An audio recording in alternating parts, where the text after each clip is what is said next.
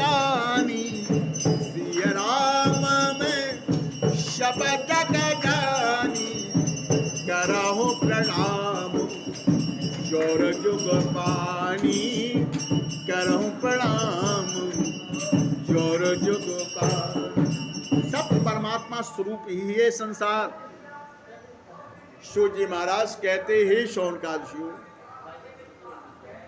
लेकिन सत्य यह है ब्रह्मा जी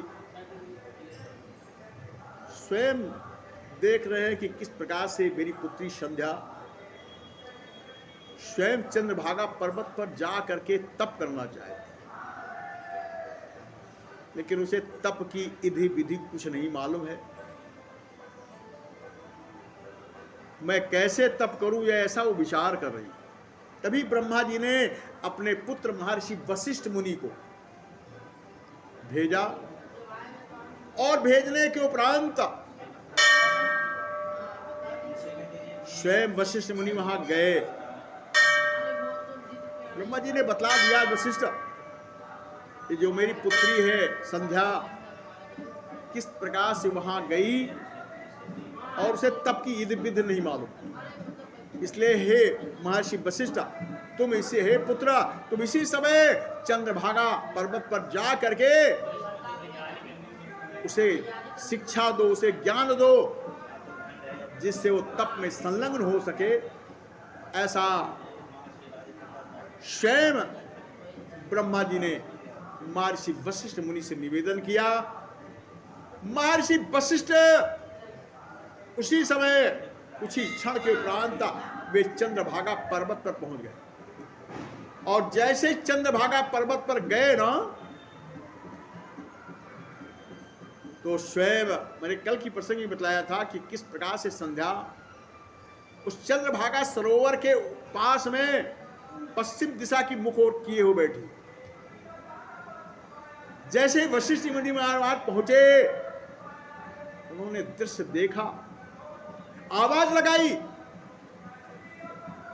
हे संधे। इतना कहते जैसे उसने पलट के देखा,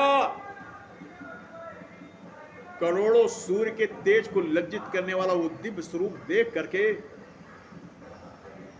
अवाक रह गई। एक टका महर्षि वशिष्ठ मुनि को देख रही और मन में विचार करी है, इतना तेजस्वी पुरुष, काश मुझे ऐसा पति प्राप्त हो जाता तो मेरा जीवन।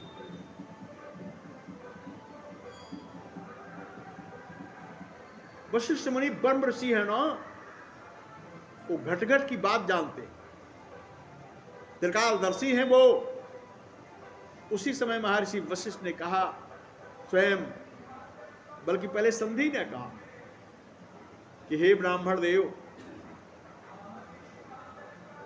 आपका तेज अद्भुत है, मैं आपके चरणों में प्रणाम करती हूं, लेकिन हे प्रभु सत्य तो यह है कि मैं यहां पर तप करने के लिए आई, लेकिन मुझे तप की विधि विधि नहीं मालूम है, मुझे तप की विधि विधि नहीं मालूम है, तो मुझे कैसे तप करना चाहिए।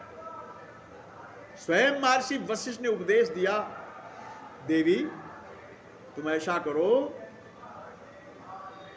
स्वयं भूत भावन भोलेनाथ भगवान शिव का चिंतन करो, ध्यान करो, और मंत्र के रूप में पंचाक्षरी मंत्र ओम नमः शिवाय, ओम नमः शिवाय, ओम नमः शिवाय, तुम इस मंत्र का जप करो दे। और ऐसे नहीं, मन में संकल्पित होकर के मुझे कौन सी वस्तु की प्राप्ति चाहिए, क्या चाहिए, मेरा इस उद्देश्य को पूर्ण करने के लिए हे प्रभु मैं आपके इस पावन नाम का जप कर रही हूं, आप मेरी मनोकामना को पूर्ण करें।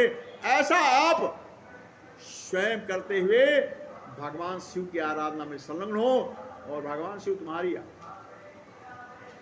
मनोकामना पूर्ण।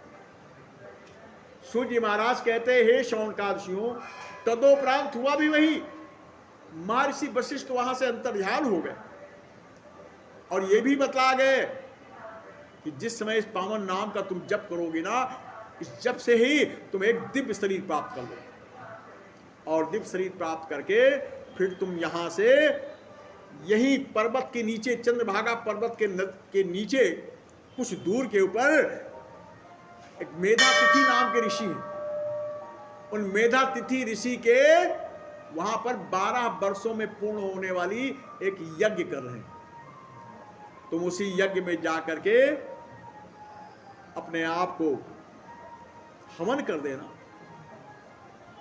और इस प्रकार से तुम्हें एक फिर दिव्य शरीर प्राप्त होगा, और दिव्य शरीर प्राप्त होने के उपरांत फिर तुम्हारी मनोकामना पूर्ण हो जाएगी, ऐसा उन्होंने बतलाया। और इस प्रकार से वशिष्ठ मुनि वहां से कह के अंतर ध्यान हो जाते हैं। और अंतर ध्यान होने के उपरांत क्या हुआ,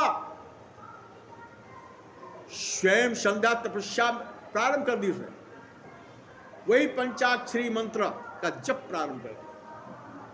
ओम नमः शिवाय, ओम नमः शिवाय, हरि हरि बोलो नमः शिवाय, ओम नमः शिवाय, ओम नमः शिवाय, हरि हरि बोलो नमः शिवाय, ओम नमः शिवाय, ओम नमः शिवाय, हरि हरि बोलो नमः शिवाय, ओम नमः शिवाय, ओम नमः शिवाय, हरि हरि बोलो नमः शिवाय, हरि हरि बोलो नमः शिवाय, हरि हरि बोलो नमः शिवाय, हरि हरि बोलो नमः शिवाय, हरि हरि बोलो नमः शिवाय, ओम नमः शिवाय, ओम नमः शिवाय, हरि हरि बोलो नमः शिवाय, ओम नमः शिवाय, शिवाय, हरि हरि बोलो नमः शिवाय। सूत जी महाराज कहते हैं, हे सोनकाशियों, किस प्रकार से संध्या ने भीषण तप प्राप्त किया, बहुत समय तक तप किया, और अंत तो गत्वा एक दिन उसने दिव्य शरीर प्राप्त किया। और दिव्य शरीर प्राप्त करके किस प्रकार से उसने वहीं पर तपस्या को स्थगित किया, और स्वयं महर्षि वशिष्ठ मुनि के कथनानुसार वो संध्या किस प्रकार से उस मेधातिथि की यज्ञशाला में गई, वहां यज्ञ चल रहा था, स्वाहा स्वाहा स्वाहा यज्ञ चल रहा था। वो संध्या जो है किस प्रकार से उसी अग्निकुंड में समा गई, दग्ध हो गई, और फिर वो समाने के उपरांत सीधे अंतरिक्ष में, यानी कह लो पितृलोक में चली गई, पितृलोक में जा गई, और फिर वो वहां पर 3 रूपों में परिणित हुई। जो 3 काल की संध्या है ना, ब्रह्म मुहूर्त की संध्या, मध्याह्न संध्या और सायंकाल की संध्या। बहुत से लोग संध्या का नाम तो जरूर सुनते होंगे, लेकिन ये संध्या कैसे की जाती है, कौन सा समय है उसका निश्चित ये नहीं मालूम। और त्रिकाल संध्या तो बहुत कम ही लोग करते हैं। इसका नियम है, प्रथम ब्रह्म मुहूर्त की संध्या जो सूर्य उदय से पहले तक रहती है, सूर्य उदय तक ये ब्रह्म मुहूर्त की संध्या रहती है। यानी जैसे सूर्योदय हो तुम्हारी साधना पूर्ण हो जानी चाहिए, प्रातः काल की संध्या समाप्त हो जाए, और जब उठे आप तो उगते हुए सूर्य को आप जल दे। नियम यह है, उगते हुए सूर्य को, और सूर्य और जल कैसे दे, जो जल आप डालें वो सूर्य और आपके आंखों के बीच में, यानी उसकी जो छाया सूर्य की है, जल उसके बीच में पड़ना चाहिए। जल को पार करके आप सूर्य को देखें, तभी उसका लाभ है। और कैसे, ओम सूर्याय नमः, ओम भास्कराय नमः, ओम भूर्भुवः स्वः तत्सवितुर्वरेण्यं भर्गो देवस्य धीमहि धियो यो नः प्रचोदयात्। ये जो है, इसके उपरांत फिर दूसरी संध्या, जिसे हम मध्याह्न काल की संध्या कहते हैं। ये मध्याह्न की काल की संध्या 12 बजे लगती है। और आपको जो संध्या करनी है तो 11 बजे संध्या शुरू हो जाए, 11 बजे शुरू करें और 12 बजे होते होते आप भगवान सूर्य को पुनः अर्घ दे दें। ये तो हो गई मध्याह्न। और जो सायंकाल की संध्या है वो संध्या सूर्य अस्त होने से 1 घंटा पहले ये संध्या प्रारंभ होती है, ठीक है ना। सूर्य अस्त होने से 1 घंटा पहले, यानी 6 बजे अगर सूर्य अस्त होता है तो 5 बजे आपकी संध्या प्रारंभ हो जानी चाहिए। और सायंकाल की संध्या भी इसी प्रकार से है, जब सूर्य अस्त होने लगे तो अस्त हुए सूरज को भी आप जलार्घ्य दें। वही मंत्र, ओम सूर्याय नमः, ओम भास्कराय नमः, ओम भूर्भुवः स्वः तत्सवितुर्वरेण्यं भर्गो देवस्य धीमहि धियो यो न प्रचोदयात्। ठीक है ना। वो संध्या, जिसका संध्या की मैं कथा सुना रहा हूं, ये ब्रह्मा की पुत्री है संध्या। यही संध्या अंतरिक्ष में जाके, पितृलोक में जाकर के 3 रूपों में परिणित हो गई, जिसे 3 काल की हम संध्या कहते हैं। और फिर वही संध्या फिर पुनः लौटी, और लौटने के उपरांत किस प्रकार से मेधा तिथि के कुंड से, अग्निकुंड से या कुंड से किस प्रकार से प्रकट हुई, एक पुत्री के रूप में प्रकट हुई। और प्रकट होने के उपरांत मेधा तिथि ने देखा है बड़ी सुंदर कन्या है, और ये भी यज्ञ कुंड से कई ऐसी कथाएं मिलती हैं। जैसे पंचम वेद महाभारत पुराण में, महाभारत ग्रंथ में, वहां भी द्रौपदी कैसे उत्पन्न हुई थी? द्रौपदी और उसका जो भाई था विमुतसेन, इन दोनों की उत्पत्ति अग्नि से ही तो हुई थी। रथ पर प्रकट हो करके प्रकट हुई।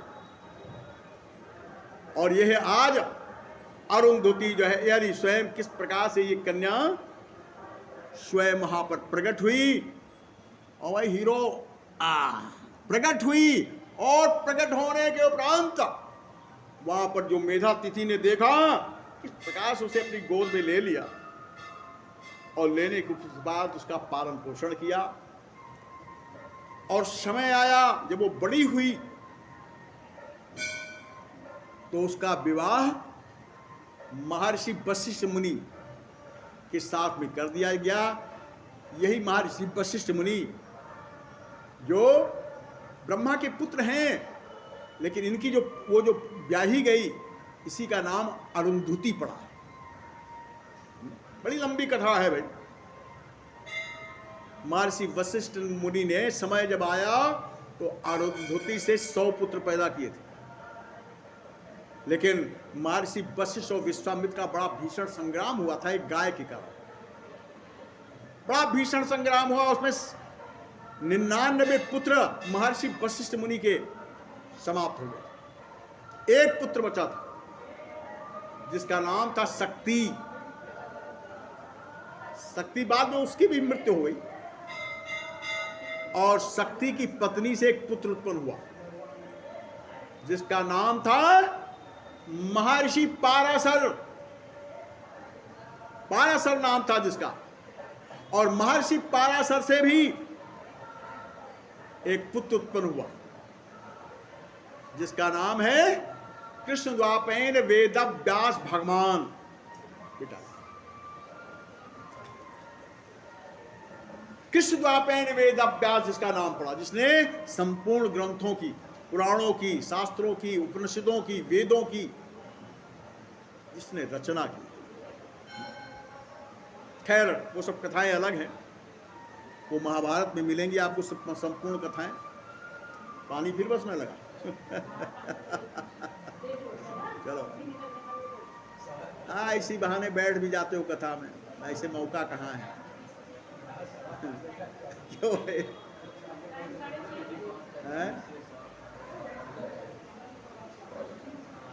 सूर्य जी महाराज कहते हैं शौनकादिशो, इस प्रकार से भाई सब कथाएं शास्त्रों के अंदर वर्णित है। लेकिन चूंकि ये शिव पुराण की दिव्य कथा आप सभी लोग श्रवण कर रहे हैं, दक्ष प्रजापति का नाम तो आपने सुना। मैंने कल के प्रसंग में इस प्रकार वर्णन किया था किस प्रकार से ब्रह्मा के द्वारा दक्ष प्रजापति आदि की उत्पत्ति हुई,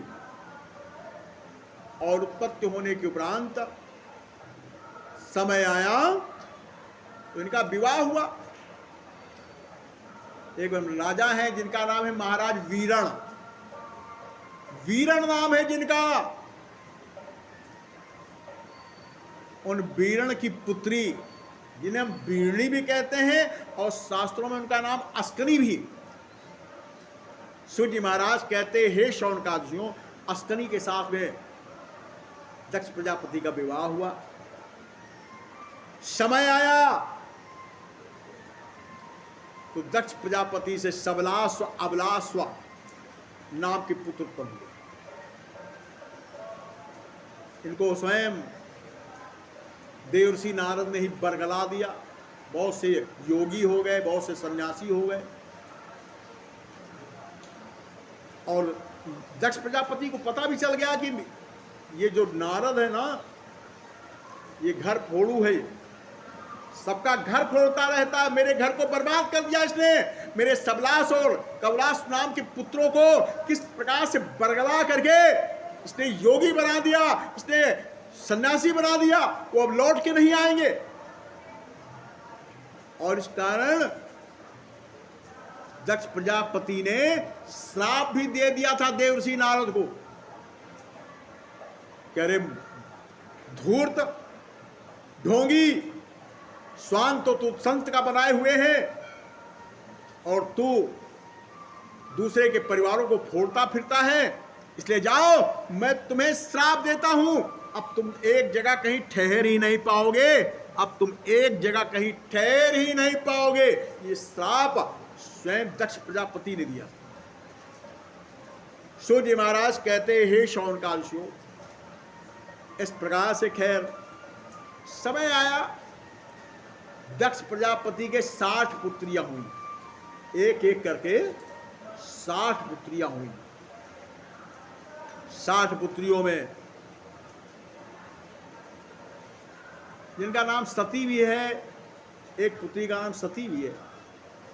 अब ये कहीं शास्त्र में वर्णित नहीं है, ये प्रथम पुत्री है कि या सबसे छोटी है या बीच की है, ऐसा कुछ वर्णन नहीं है। लेकिन 60 पुत्रियों का वर्णन है।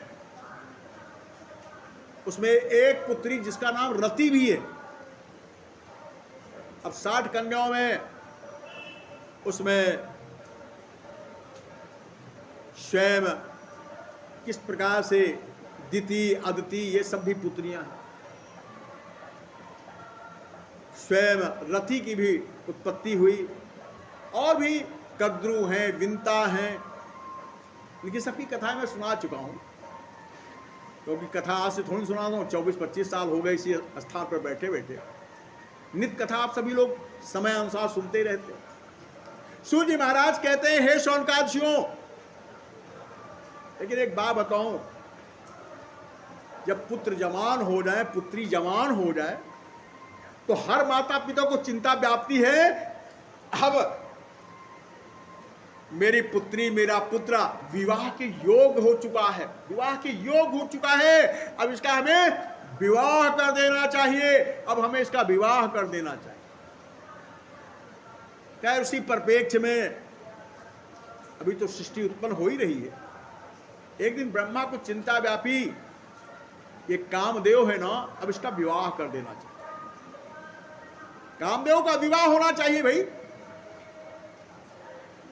तो ब्रह्मा जी स्वयं दक्ष प्रजापति के यहां, और दक्ष प्रजापति से निवेदन किया कि हे पुत्र दक्ष, तुम्हें जो पुत्री तुम्हारी ये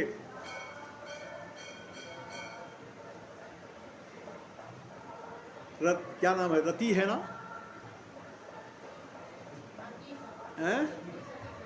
रति का विवाह तुम्हें कामदेव के साथ कर देना चाहिए। रति, इसका विवाह तुम्हें कामदेव के साथ में कर देना चाहिए। दक्ष प्रजापति ने कहा ठीक है, अगर ऐसी बात है तो ये तो अच्छी बात है, हम किए दे रहे हैं। अरे भाई, जिस पुत्र से फुर्सत मिल जाए, थोड़ा जीवन है मनुष्य का, अगर 4 बच्चे हैं किसी के, तो सोचता जल्दी जल्दी जल्दी जल्दी निपटाओ तो सर का भार तो उतरे। अब उनके तो 60 पुत्रियां थी। सूर्य महाराज कहते हैं शौनकादिक ऋषियों, अंत तो गत्वा दक्ष प्रजापति ने अपनी पुत्री, जिसका नाम रति है, उसका विवाह उन्होंने किस प्रकार से कामदेव के साथ में कर दिया, और कामदेव स्वयं किस प्रकार से अपने महल में गया, वहां पर निवास करने लगा। इस प्रकार से अन्य पुत्रियां भी थी। अब उस समय उतनी सृष्टि उत्पन्न हुई नहीं थी, जो बात बता रहा। तो स्वयं दक्ष प्रजापति ने अपनी 10 कन्याओं का विवाह कश्यप ऋषि के साथ में कर दिया। 27 कन्याओं का विवाह तो उन्हें सीधे चंद्रमा के साथ में कर दिया, और 13 कन्याओं का विवाह मैंने बताया कश्यप ऋषि के साथ में। 10 कन्याओं का विवाह उन्होंने स्वयं धर्म के साथ में कर दिया। जिस धर्म का हम वर्णन करते हैं ना, धर्म के 10 लक्षण, वो वही पत्नियां हैं। वो धर्म के 10 लक्षण कौन से हैं? कि धृति क्षमा दमोस्तेयम शौचमेन्द्रिय निग्रह धीर विद्या सत्यम क्रोधो 10 कम धर्म लक्षणम। ये 10 जो लक्षण बतलाए गए, यही दक्ष प्रजापति की 10 पत्नियां हैं, कह दो पुत्रियां हैं, जिन्होंने धर्म के साथ में इनका विवाह किया। और जो भी और बची एकादशियों के साथ और कर दिया 1-2 का, बाकी अब बची है सती जी। सती जो है, वैसे तो आपको मैंने बताया कि ये स्वयं कौन है। ये स्वयं आदि शक्ति जगत जननी जगत, उन्हीं शक्ति से प्रकट हुई हैं, जिन पंचमुखी शिव और आदि शक्ति का मैं वर्णन कल के प्रसंग में कर रहा था। जिनके अंश से लक्ष्मी प्रकट हुई, जिनके अंश से ही सरस्वती जो ब्रह्मा जी की पत्नी हुई, उन्हीं के अंश से सती भी की उत्पत्ति हुई। और सती चूंकि आदि शक्ति जगत जननी जगदम्बा से प्रकट हुई हैं, जो भगवान शिव की अर्धांगिनी हैं, उन्हीं से प्रकट होने के कारण सती सदैव भगवान शिव के पावन नाम का स्मरण करती हैं, चिंतन करती हैं, ध्यान करती हैं, नित्य उपासना में संलग्न है सती। खैर, इस प्रकार से अब ब्रह्मा जी को चिंता व्यापी, भाई सब पुत्र तो ब्याह गए, भाई जितने पैदा किए थे, उत्पन्न किए थे, सबके भाई विवाह हो गया। अब बचे केवल शिव जी। शिव जी जो ब्रह्मा जी के पुत्र बतलाए जाते हैं।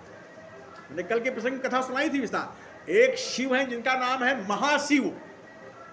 वो 5 मुख हैं उनके, 16 भुजाएं हैं, हर मुख में 3 नेत्र हैं।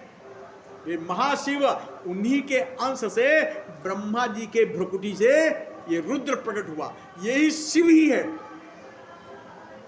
शिव ही है। ये रुद्र के रूप में प्रकट हुआ और स्वयं कुछ वार्तालाप हुई। कल के प्रसंग में उस वार्तालाप के विषय में मैंने सुनाया भी था। और अंत तो गत्वा वो शिव वहां से चल के, क्योंकि उसे एकांत वास प्रसंग है, उसे परपंच भी पसंद नहीं है, इसीलिए वो वहां से चल के सीधे कैलाश पर्वत पर चला गया और वहीं शांत पूर्वक अपने स्वरूप में स्थित होकर के